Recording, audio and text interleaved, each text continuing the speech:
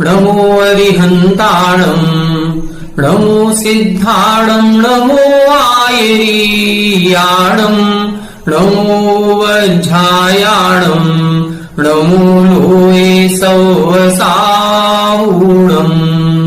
मोक्षमार्गस्य नेतारम् भेत्तारम् कर्मभूभृताम् ज्ञातारम् विश्वतत्त्वानाम् वंदे तत्गुणलब्धये। 1008 श्री मूलनायक आदिनाथ भगवान की जय। द्वासांग जिनवाणी माता की जय।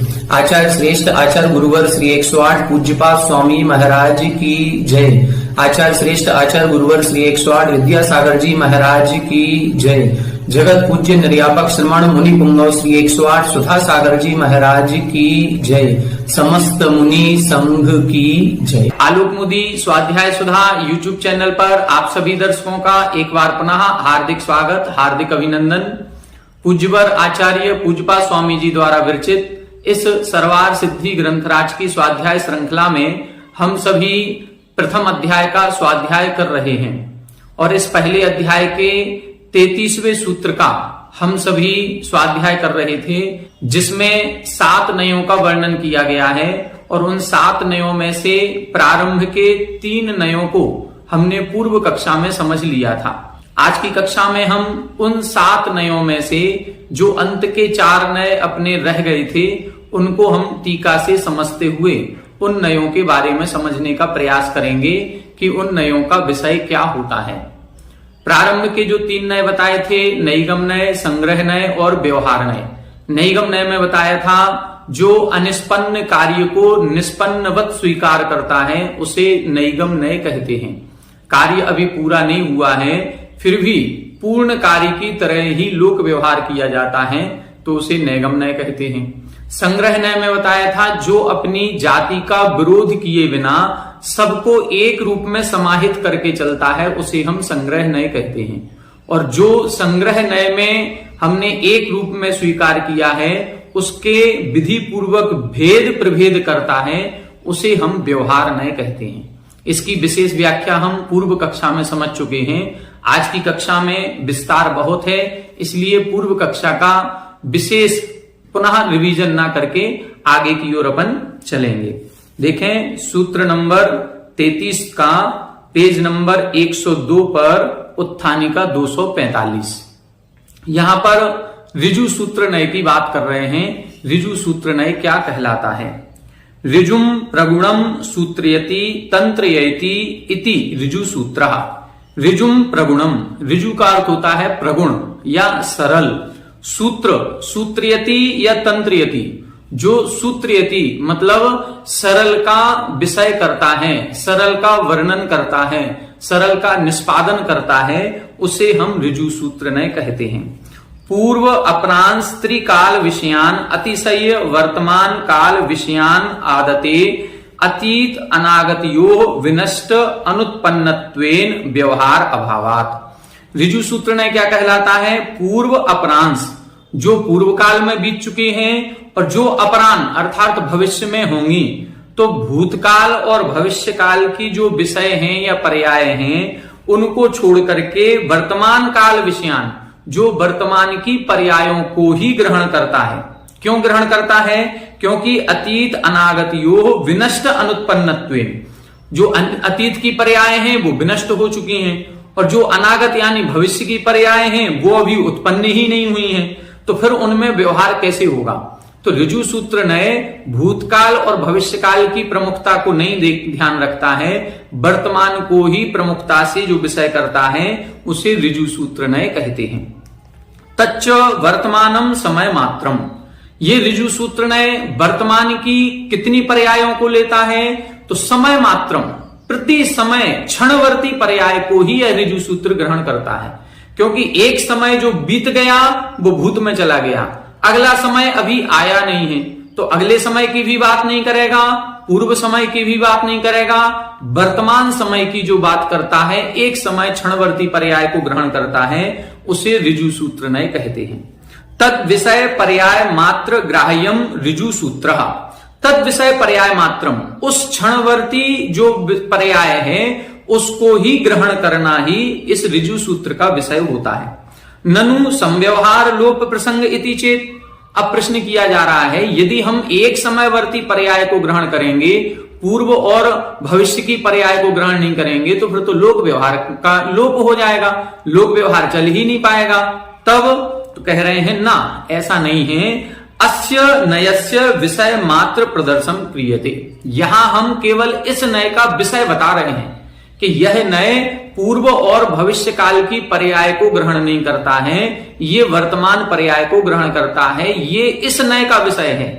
बाकी लोक व्यवहार हमें करना है तो अन्य नए इतने सारे दिए गए हैं, उनकी सहायता से लोक व्यवहार होता रहे, इससे कोई फर्क नहीं पड़ता है। हम तो इस नए की बात कर रहे हैं कि यह नए वर्तमान क्षणवर्ती पर्याय को ग्रहण करता है।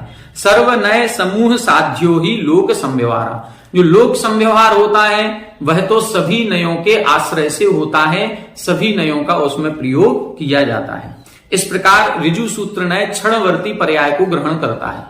ऋजु सूत्र नय के सामान्य से दो भेद पाए जाते हैं, एक सूक्ष्म ऋजु सूत्र, एक स्थूल ऋजु सूत्र। सूक्ष्म ऋजु सूत्र यही कहलाता है जो प्रति समय की पर्याय को ग्रहण करता है, और स्थूल ऋजु सूत्र उसे कहते हैं जो कुछ समयों की एकत्रित करके एक पर्याय जो बनती है उस स्थूल पर्याय को ग्रहण करता है। जैसे हमारी मनुष्य पर्याय, तो ये जीव की मनुष्य पर्याय जो है, उस मनुष्य पर्याय को जो ग्रहण करेगा कि अभी जीव कहां है, किस पर्याय में है, तो हम कहेंगे मनुष्य पर्याय में है। तो ये स्थूल ऋजु सूत्र का विषय हो गया, क्योंकि मनुष्य पर्याय 60 वर्ष, 70 वर्ष, 90 वर्ष या 1 कोटि वर्ष की भी हो सकती है, 3 पल्य की भी हो सकती है, तो ये स्थूल पर्याय कहलाएगी।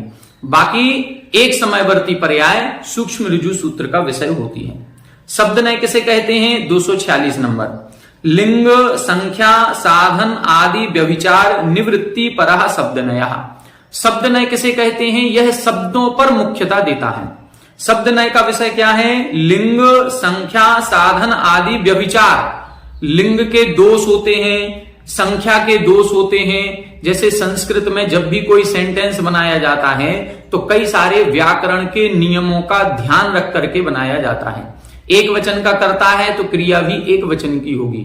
यदि विशेष्य पुल्लिंग का है तो विशेषण भी पुल्लिंग का ही होना चाहिए। इस प्रकार से कई सारे व्याकरण के सिद्धांत नियम होते हैं, उनके अनुसार ही लोक व्यवहार होना चाहिए। लेकिन फिर भी लोक व्यवहार में कई सारे सेंटेंस या वाक्यों का प्रचलन ऐसा होता है जिसमें व्याकरण के नियमों का पालन नहीं होता है। तो शब्द नय ये कहता है कि यदि व्याकरण के नियमों का पालन नहीं कर रहे हैं तो आप गलत कर रहे हैं। शब्द नय इसकी अनुमति नहीं देता है, शब्द नय इसको अनुचित ही कहता है।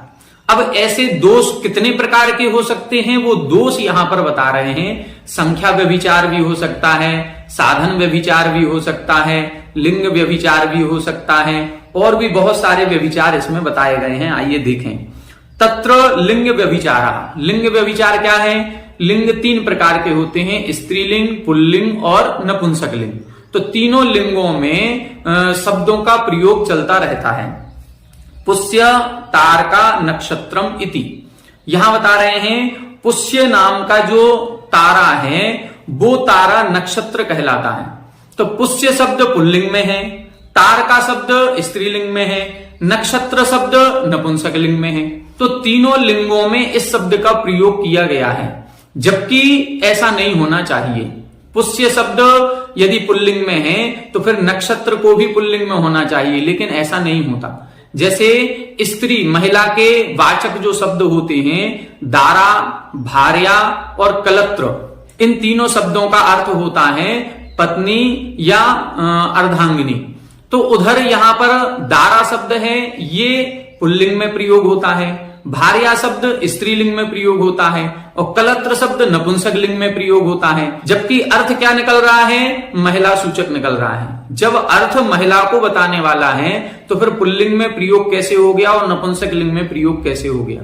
तो ये कुछ नियम ऐसे हैं कि यहां पर वहां पर वो व्यभिचार पाया जाता है, दोष पाया जाता है। तो शब्द नय उन दोषों का ख्यापन करता है कि इसमें ये दोष है और अनुचित है। संख्या व्यभिचारः जलम आपः, वर्षा ऋतुः, आम्रा वनम, वर्णा नगरम इति। संख्या व्यभिचार किसे कहते हैं? संस्कृत में 3 वचन होते हैं, एक वचन, द्विवचन या बहुवचन। तो जब संख्या व्यभिचार होता है, 2 शब्दों का प्रयोग कर रहे हैं और 2 में से एक को एक वचन किया है और दूसरे को बहुवचन कर दिया, तो ये यहां पर दोष कहलाएगा। जैसे जलम आपह, जलम एक वचन में दिया है, आपह बहुवचन में है। वर्षा ऋतु, वर्षा बहुवचन में है, ऋतु एक वचन में है। आम्रा वनम, आम्रा ये बहुवचन में है, वनम एक वचन में है। वर्णा नगरम, वर्णा ये बहुवचन में है, नगरम एक वचन में है। तो होना यह चाहिए कि कर्ता यदि एक वचन का है तो क्रिया भी एक वचन की होगी, कर्ता बहुवचन का है तो क्रिया भी बहुवचन की होगी। हम लोग सामान्य से एक वाक्य प्रयोग करते हैं, पिताजी आ रहे हैं। अब पिताजी कितने हैं? एक है कि बहुत सारे हैं? पिताजी तो एक हैं, लेकिन हम क्या कह रहे हैं? आ रहे हैं, जैसे बहुत सारे लोग आ रहे हों। तो ये एक वचन की क्रिया के साथ एक वचन का कर्ता होता है और एक बहुवचन कर्ता के साथ बहुवचन की क्रिया होती है। फिर भी यदि हम इस तरह का प्रयोग करते हैं तो ये दोष कहलाता है। तो शब्द न ये कहेगा ये सदोष है। आगे देखें, साधन व्यभिचारः सेना पर्वतम अधिवसति। साधन व्यभिचार किसे कहते हैं? जहां पर विभक्तियों में दोष पाया जाता है। 7 विभक्ति होती हैं तो सही विभक्ति का प्रयोग होना चाहिए। यहां कह रहे हैं सेना पर्वतम अधिवसति, सेना जो है वो पर्वत पर निवास करती है। अर्थ ये निकल रहा है। अब होना यह चाहिए कि पर्वत पर निवास करती है तो फिर पर्वत शब्द में सप्तमी विभक्ति होनी चाहिए, लेकिन यहां पर पर्वतम ऐसे द्वितीय विभक्ति का प्रयोग यहां पर किया गया है, तो यह भी गलत हो गया। पुरुष व्यभिचार किसे कहते हैं? एहि मन्ये रथेन यास्यसि नहि यास्यसि यातः ते पिता इति। पुरुष का मतलब है प्रथम पुरुष, मध्यम पुरुष, उत्तम पुरुष। ऐसे 3 पुरुष का प्रयोग किया जाता है। तो उत्तम पुरुष के साथ उत्तम पुरुष की क्रिया लगाई जाएगी, मध्यम पुरुष के साथ मध्यम पुरुष की क्रिया लगाई जाएगी। लेकिन यहां पर क्या कह रहे हैं? एहि, आओ, मन्ये तुम ऐसा समझते हो, रथेन यास्यसि मैं रथ से जाऊंगा, नहीं यास्यसि मैं रथ से नहीं जाऊंगा, यातः ते पिता तुम्हारे पिता चले गए।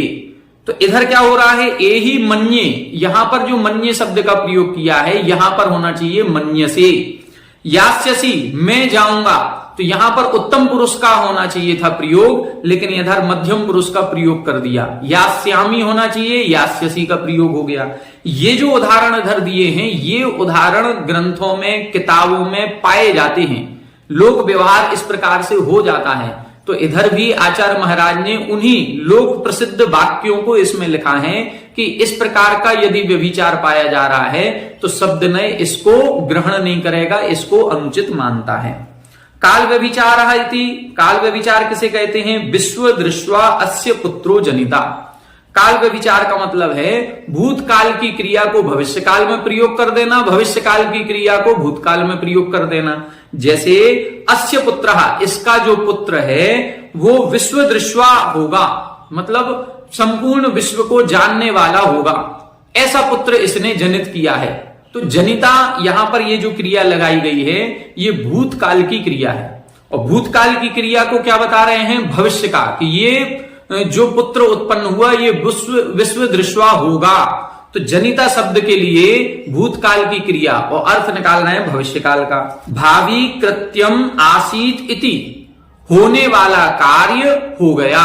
होने वाला कार्य, जो कार्य होना था अभी हुआ नहीं था, भविष्य में होगा, लेकिन वह हो गया। तो भविष्य के क्रिया को भूतकाल में यहां पर प्रयोग करके बताया है, इसलिए यहां पर काल व्यभिचार हो गया। उपग्रह व्यभिचारः संतिष्ठते प्रतिष्ठते विरमति उपरमति इति।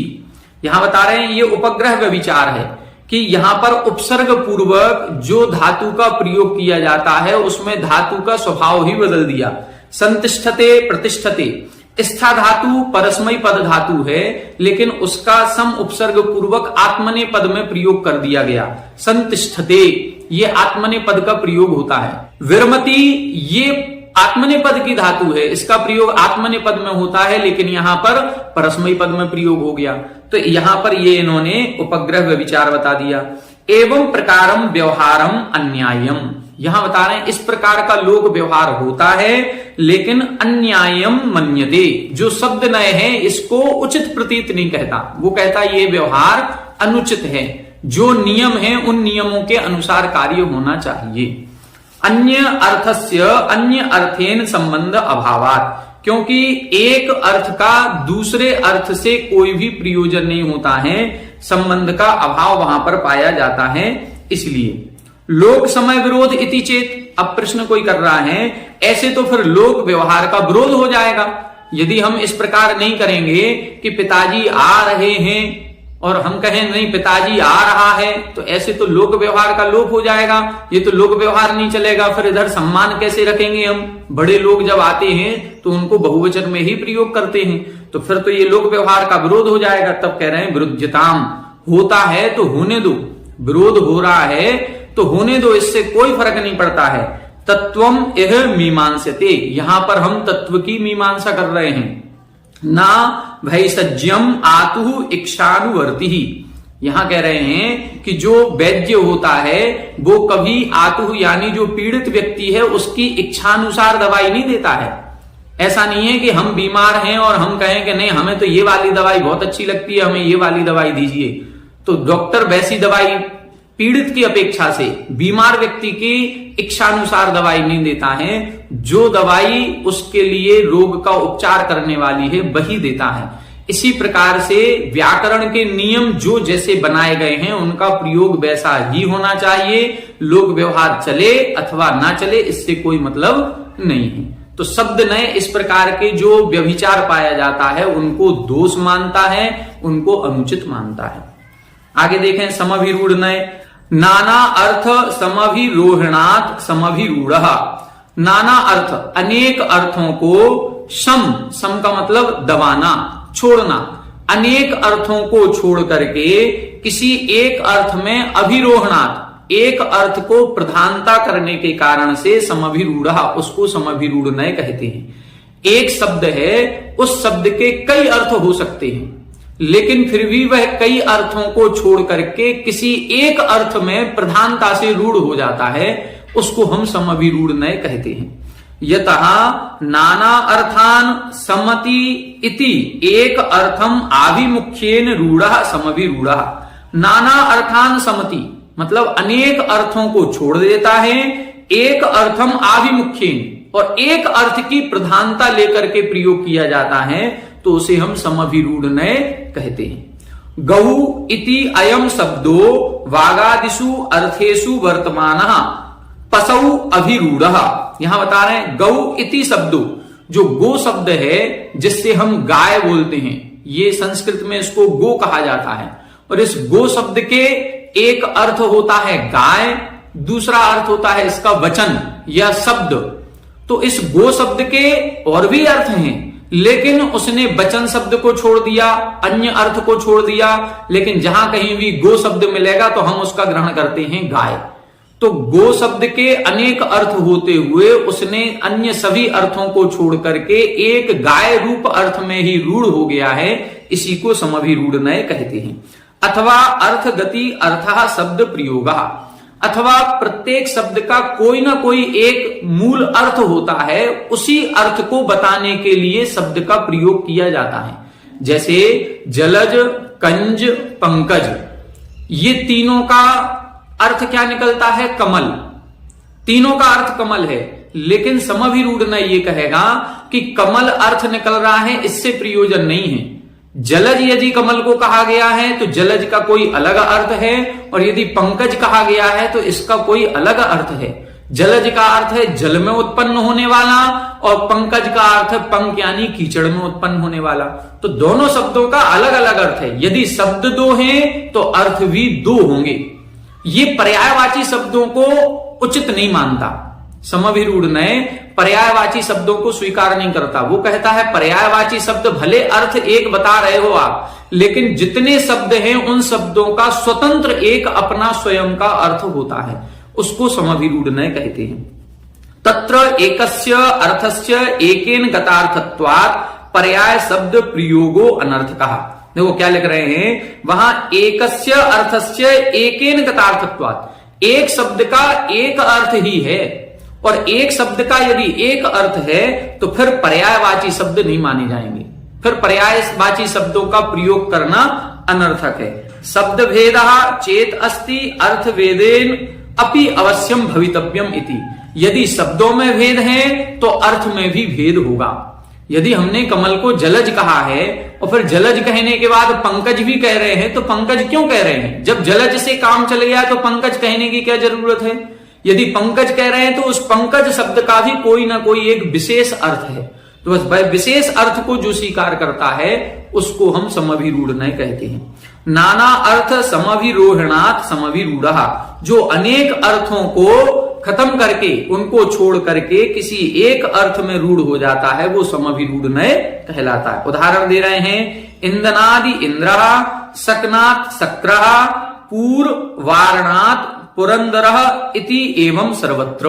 जैसे इंद्र जो है, इंद्र के 3 नाम प्राप्त होते हैं, उसको इंद्र भी कहते हैं, शक्र भी कहते हैं और पुरंदर भी कहते हैं। तो इंद्र कह रहे हैं तो इंद्र का अर्थ अलग है। जब वह ईंधन क्रिया से सहित होता है उसे इंद्र कहा जाता है। ईंधन क्रिया का मतलब है आज्ञा देने वाला, जो ऑर्डर दे रहा है, सभी देव उसकी आज्ञा में चल रहे हैं, तो जो ईंधन क्रिया से सहित है वो इंद्र है। शक्र का अर्थ होता है समर्थ, जो शक्तिवान होता है, तो वह इसलिए शक्र कहलाता है। और पूर्दारनाथ पुरंदर इति एवं सर्वत्र। पूर्दारनाथ, पूर का मतलब होता है नगर या गांव, तो जो पुर अपन बोलते ललितपुर, पुर शब्द क्या है? एक गांव या शहर का वाची होता है। तो जो पुर यानी किसी शहर को दारनाथ नष्ट करने वाला होता है उसे पुरंदर कहते हैं। इंद्र के अंदर ये सारी शक्तियां विद्यमान हैं, लेकिन फिर भी हर एक शब्द का अपना अपना अलग अलग अर्थ होता है। अथवा यो यत्र अभिरूढ़ स तत्र सम इति अभिमुख्येन आरोहणात् समभिरूढ़। अथवा दूसरी परिभाषा बता रहे हैं कि यो यत्र अभिरूढ़, जो शब्द का जो अर्थ प्रमुखता से कहा गया है उसको प्रमुखता से ग्रहण करने का नाम ही समभिरूढ़ कहलाता है। उसी का प्रमुखता से वर्णन करना, अन्य अर्थों को छोड़ देना। जैसे यथा क्वा भवान आस्ते, आप कहां रहते हैं? तब बताया आत्मनि इति, मैं आत्मा में रहता हूं।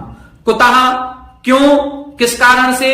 वस्तु अंतरे वृत्ति अभावात्, क्योंकि एक वस्तु में दूसरी वस्तु नहीं रह सकती, हम स्वयं में ही अपने आप में रहते हैं। यदि अन्यस्य अन्यत्र वृत्ति ही स्यात्, यदि अन्य की अन्य में वृत्ति हो जाएगी तो फिर ज्ञानादीनाम रूपादीनाम च आकाशे वृत्ति ही स्यात्, फिर तो ज्ञान आदि या रूप रस गंध वर्ण आदि आकाश में भी पाए जाएंगे, क्योंकि आकाश में ही तो जीव द्रव्य है और जीव द्रव्य में ज्ञान है, तो फिर आकाश में ज्ञान हो जाएगा। नहीं, ऐसा नहीं कहेंगे। यदि हम मुख्य रूप से कथन करेंगे तो मैं अपनी आत्मा में रहता हूं, मैं आकाश में रहता हूं, ऐसा नहीं कहेंगे। तो इस प्रकार से यहां पर ये समभिरूढ़ की विशेषता इन्होंने बताई है। कुल मिलाकर के समझना इतना सा है, जो पर्यायवाची शब्दों को स्वीकार नहीं करता है, ये कहता है कि जितने शब्द हैं उन सभी शब्दों का स्वयं का अपना एक अर्थ होता है, उसे समभिरूढ़ कहते हैं। अथवा एक शब्द के जो अनेक अर्थ होते हैं उन अनेक अर्थों को छोड़ करके किसी एक विशेष अर्थ का जब द्योतन कराते हैं तब उसे हम समभिरूढ़ कहते हैं। आगे देखें, अब बता रहे हैं एवं भूतनय। एन आत्मनः भूतः तेनैव अध्यवसायतीति एवं भूतः। जिस वस्तु के द्वारा जिस पर्याय को ग्रहण किया गया है उसी रूप से उसका ज्ञान कराने वाला एवं भूतनय कहलाता है। एन आत्मनः भूतः, जो वस्तु जिस रूप से है उसको तेनैव उसी प्रकार से ग्रहण करना, उसको एवं भूतनय कहते हैं। जैसे जिस समय हम पूजा कर रहे हैं उस समय हम पुजारी हैं, जिस समय हम दुकान पर बैठे हैं उस समय हम दुकानदार हैं, जिस समय हम पढ़ रहे हैं उस समय हम विद्यार्थी हैं। आप लोग मान लो पढ़ रहे हो तो ये मत सोचो कि हम विद्यार्थी नहीं रहे, विद्यार्थी तो जब हम स्कूल जाते थे तब थे। नहीं, आज यदि हम 70 साल के हो गए हैं फिर भी कोई ग्रंथ को हम पढ़ रहे हैं तो अभी भी हम विद्यार्थी हैं। यदि हम किसी को पढ़ा रहे हैं तो फिर हम शिक्षक कहलाएंगे। तो जिस समय हम पढ़ा रहे हैं उसी समय शिक्षक हैं, अन्य दूसरे समय पे नहीं है। जैसे प्रधानमंत्री है, जब वह प्रधानमंत्री की कुर्सी पर बैठा हुआ है, पीएमओ ऑफिस में बैठा हुआ है, अपने ऑफिस में बैठ करके अपनी उस चेयर पर बैठा है, तब वो प्रधानमंत्री है। और यदि मान लो कहीं वो मंदिर में जाकर के पूजा कर रहा है, उस समय प्रधानमंत्री नहीं कहा जाएगा। क्यों? उस समय तो पुजारी कहा जाएगा। ये एवं भूत नय है। एवं भूत नय उस समय उसी शब्द का प्रयोग करने को बताता है जिस समय जो क्रिया चल रही है, उसको एवं भूत नय कहते हैं। देखें, स्वाभिप्रेत क्रिया परिणति क्षणे एव स शब्दो युक्तो न अन्यत इति। स्वाभिप्रेत क्रिया परिणति क्षणे मतलब जो क्रिया उसके द्वारा की जा रही है उसी समय एव सा शब्दो युक्तः, उसी समय वह शब्द का प्रयोग करना चाहिए, न अन्यत इति, अन्य समय में नहीं। पूजा करते समय ही पुजारी शब्द का प्रयोग करेंगे, जबकि हम लोग क्या करते हैं, जैसे मान लो कोई व्यक्ति मंदिर से पूजा करके अपने घर वापस आया, जैसे ही घर पहुंचा और हम लोग कहते हैं आओ पुजारी जी आ गए पुजारी जी। अब वो पुजारी उस समय नहीं है, पुजारी तो उस समय था जिस समय मंदिर में पूजा कर रहा था। अब तो वो घर में आया है तो वो घर का सदस्य है, इस समय वो पूजा नहीं कर रहा है, इसलिए इस समय वो पुजारी भी नहीं है। यदा एव इंदति तदैव इंद्रो न अभिषेचको न पूजक इति। क्या कह रहे हैं? जिस समय वो आज्ञा दे रहा है उस समय ही इंद्र कहलाता है।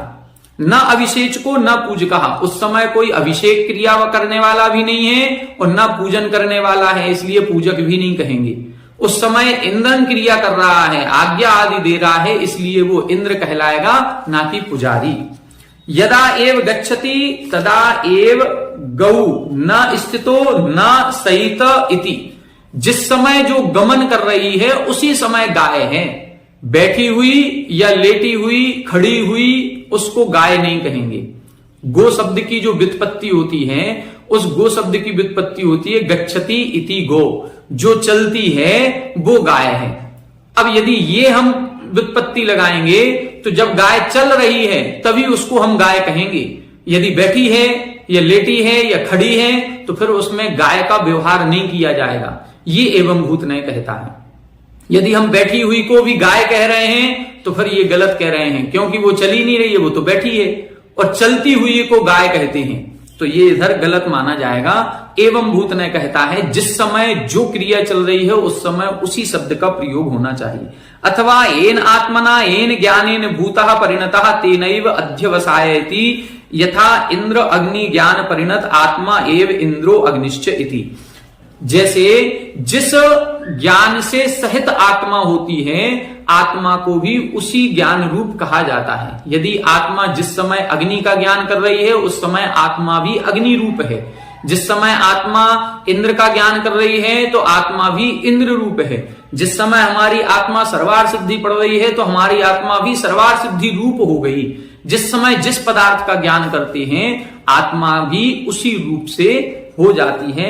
ये इधर समझना चाहिए। अब देखें 249 उक्ता नैगमादयो नया, नैगम आदि नय कह दिए। उत्तरोत्तर सूक्ष्म विषयत्वात् एसाम क्रमः पूर्व पूर्व हेतुकत्वाच्च। ये उत्तरोत्तर सूक्ष्म विषयत्वात्, इन सातों नयों का जो आगे आगे कहा, पहले नैगम नय, फिर संग्रह, फिर व्यवहार, तो ये उत्तरोत्तर सूक्ष्म सूक्ष्म विषय वाले हैं और पूर्व पूर्व हेतुकत्वात्, और पूर्व पूर्व के हेतु होते हैं। एवं एते नयाः पूर्व पूर्व विरुद्ध महाविषया उत्तरोत्तर अनुकूल अल्प विषया द्रव्यस्य अनंत शक्तेः प्रतिशक्ति विविध्यमाना बहुविकल्पा जायन्ते। यहां बता रहे हैं इस प्रकार से ये जो नए हैं पूर्व पूर्व में स्थूल विषय का ग्रहण करते हैं, और आगे आगे जैसे जैसे हम बढ़ेंगे, नैगम से संग्रह पर आएंगे तो विषय सूक्ष्म हो जाएगा, संग्रह से व्यवहार पर आए तो और सूक्ष्म हो गया, व्यवहार से ऋजु सूत्र पर आए तो और सूक्ष्म हो गया। इसलिए सूक्ष्म विषय वाले होने लगते हैं। और द्रव्य की जो अनंत शक्ति है तो उस अनंत शक्ति को भेद करने के कारण से ये अनेक विकल्प वाले हो जाते हैं। ये तो इधर इन्होंने नए के 7 भेद किए हैं, ऐसे अनेक भेद हो सकते हैं। ते एते गुण प्रधानतया परस्पर तंत्राः सम्यक दर्शन हेतवः पुरुषार्थ क्रिया साधन सामर्थ्यात् तंत्वादयः इव यथोपायम विनिवेश्यमानाः पटादि संज्ञाः स्वतंत्राः च असमर्थाः। यहां बता रहे हैं ये सभी नए गौण और प्रधानता की मुख्यता लेकर के सम्यक दर्शन का हेतु बन जाते हैं। जैसे कोई तंतु है, वह तंतु अपने आप में किसी काम का नहीं है, लेकिन उस तंतु को यदि कोई व्यक्ति विशेष विधि के द्वारा यदि 10 तंतुओं को मिला देता है तो वह एक कपड़ा बन जाता है, एक वस्त्र बन जाता है और वह उपयोगी हो जाता है। इसी प्रकार से एक एक नए अपने आप में कुछ नहीं है, लेकिन सभी नए आपस में मिलकर के मुख्य और गौण की अपेक्षा जब लगाते हैं तो ये सम्यक दर्शन को उत्पन्न करने के कारण बन जाते हैं। इस प्रकार से इधर इन्होंने इन 7 नयों को सम्यक दर्शन का हेतु बता दिया। अब आगे देख रहे हैं तंत्वादयः इव इति विषम उपन्यासः। यहां बता रहे हैं आपने जो ऊपर तंतु आदि का उदाहरण दिया है ये विषम उपन्यास है, ये उदाहरण आपने ठीक नहीं दिया, गलत दिया है। इसका नए के साथ कोई भी संबंध नहीं बैठ रहा है, क्योंकि तंत्वादयो निरपेक्षा अपि कांचित अर्थ मात्राम जनयंती। क्योंकि जो तंतु आदि हैं ये तो निरपेक्ष होने पर भी किसी न किसी कार्य को उत्पन्न कर देते हैं। भवति ही कश्चित प्रत्येकम तंतु त्वक्त्राणि समर्थः। क्योंकि कोई एक धागा किसी एक शरीर की रक्षा करने में समर्थ है, एकश्च वल्वजो वंदने समर्था, और एक वस्त्र भी किसी वस्तु को बांधने में समर्थ है। मतलब निरपेक्ष होने पर भी एक धागा कहीं ना कहीं किसी ना किसी काम का है। लेकिन ये जो नए हैं इनमें पुनः नया निरपेक्षा संतो, यदि ये नए अलग अलग हो जाएंगे तो फिर कांचित अपि सम्यक दर्शन मात्राम प्रादुर्भाव्यंती इति। तो इधर बता रहे हैं कि यदि ये नए अलग अलग हो जाएंगे तो फिर सम्यक दर्शन में कारण नहीं बनेंगे। आपने नए के साथ तंतु का उदाहरण कैसे बैठा दिया, ये तो आपस में बैठता ही नहीं है। तब इधर कह रहे हैं नई दोषा, ऐसा कोई दोष नहीं है। अविहित अनवबोधात, क्योंकि ये जो बात कर रहा है जिसने भी ये प्रश्न उठाया है वो अभी हमारी बात को ठीक से समझा नहीं है। अविहितम अर्थम अनवबुद्ध्य परेण इदम उपालभ्यते। यहां बता रहे हैं कि जो अर्थ हमने कहा है उसको बिना समझे ही इस प्रकार का प्रश्न कर रहे हो। एतत् उक्तम, यहां बता रहे हैं हमने ऐसा कहा था निरपेक्षेषु तंत्वादिषु पटादि कार्यम न अस्ति, कि जो निरपेक्ष तंतु है एक धागा बिल्कुल अलग मात्र है, उसका पटादि कार्य नहीं है। यत्तु तेन उपदर्शितम न तत्पटादि कार्यम, लेकिन आप जो उदाहरण दे रहे हो वो पटादि का कार्य नहीं है कि वस्त्र आदि का कार्य है। आप कह रहे हो कि वस्त्र से हमने किसी वस्तु को बांधा है, वो वस्त्र से नहीं बांधा, वो तंतु से ही बांधा है। किम तरी, फिर किससे बांधा है, किसका कार्य है, केवलम तंतवादि कार्यम, तंतु का ही कार्य है। आप ये सोच रहे हो हमने वस्त्र से बांध दिया, वो वस्त्र से नहीं बांधा है, तंतुओं से ही वस्त्र बना है और उन वस्त्रों से तुमने बांधा है। तो कहने में देखने में ऐसा लगता है कि हमने कपड़े से बांधा, वास्तविकता में कपड़े से नहीं बांधा है, वो तंतु से ही बांधा है। इसी प्रकार से इधर अपन को लगाना है तंत्वादि कार्यम अपि तंत्वादि अवयवेषु निरपेक्षेषु न अस्ति एव इति अस्मत् पक्ष सिद्धि एव। तंत्वादि कार्यम अपि, तंतु आदि का कार्य होने पर भी तंतु आदि अवयवेषु निरपेक्षेषु, जो तंतु का अवयव है, एक उस कपड़े का अवयव एक धागा है, यदि वो निरपेक्ष है तो उसका कार्य नहीं होगा। लेकिन यदि वो तंतु आपस में मिल जाते हैं तो फिर वह कपड़े का कार्य हो जाता है। ऐसा ही तो हमारा मत है, इससे हमारे मत की ही सिद्धि होती है। अथ तंत्वादिषु पटादि कार्यम शक्ति अपेक्षया अस्ति इति उच्यते। इससे क्या सिद्ध हो रहा है कि उस धागे में वह शक्ति विद्यमान है जो उस कपड़े में है। कपड़े में शक्ति नहीं आई है, शक्ति तो उस धागे में ही थी, लेकिन वह धागा अकेला था, इसलिए कार्य की सिद्धि नहीं हो रही थी। जब वह तंतु आपस में मिल जाते हैं तो फिर उनकी कार्य की सिद्धि हो जाती है। नयेषु अपि निरपेक्षेषु बुद्धि अविधान रूपेषु कारणवशात् सम्यक दर्शन हेतुत्व विपरिणति सद्भावात् शक्ति आत्मनः अस्तित्वम इति साम्यम एव उपन्यासः अस्य। यहां बता रहे हैं नयेषु निरपेक्षेषु, नयेषु अपि, इसी प्रकार से हमने उदाहरण दिया है। जो धागे का उदाहरण दिया है वो नए में सटीक बैठता है, ये विरोधी नहीं है। इसी प्रकार से इधर नए की बात कर रहे हैं कि यदि हम ये अपेक्षाएं लगाएंगे और सभी नयों को एक साथ लेकर के चलेंगे तो ये कारण से कार्य की उत्पत्ति होगी, और इन नयों को हम कारण बनाएंगे तो सम्यक दर्शन आदि रूप कार्य हमारी आत्मा में उत्पन्न हो जाएगा। इसीलिए साम्य एव उपन्यासः, ये उदाहरण हमारे इस कार्य की सिद्धि के लिए साम्य है, गलत नहीं है, ये इसका इधर समाधान किया है। सामान्य से अपन को 7 नयों की विवक्षा समझनी है, ये न्याय का विषय है। अन्यवादी प्रतिवादियों के प्रति जिज्ञासा का समाधान इधर दिया गया है। 7 नयों का स्वरूप सामान्य से अपन ने समझ लिया। विस्तार से जब आलाप पद्धति आदि विषय को हम पढ़ेंगे तब उसमें और विस्तार से बताया है। नैगम नय आदि के भी और अन्य भेद प्रभेद करके बताए हैं। निश्चय नय, व्यवहार नय, सद्भूत, असद्भूत, उपचरित, अनुपचरित इत्यादि अनेक भेद प्रभेद किए गए हैं। यहां तो बहुत सामान्य से थोड़ा सा कथन इन्होंने किया है। तो आज की कक्षा में अपन ने प्रथम अध्याय को पूर्ण किया है। अब अपन जो 6वें वर्ष का कोर्स है, 6वें अध्याय से लेकर के 10वें अध्याय तक का, उसको अपन प्रारंभ करेंगे और उसको पढ़ने का प्रयास करेंगे। जो 5म वर्ष का कोर्स था वो अपना पूरा हो गया।